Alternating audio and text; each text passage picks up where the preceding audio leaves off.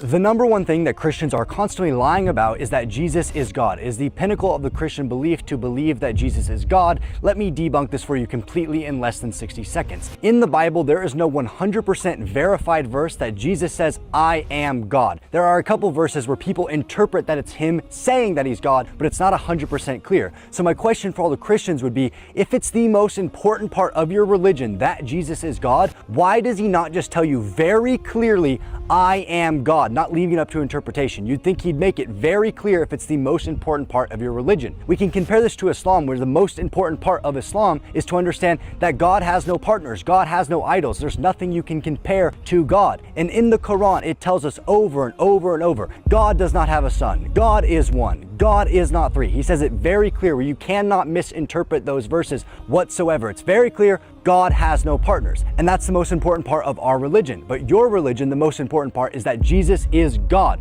Why are you basing your religion on a couple very vague verses that you can slightly interpret that that's what it's saying, but you have no concrete evidence that that's what he's saying at all? Sounds kind of crazy. Can any Christian answer it? Because I don't think you can.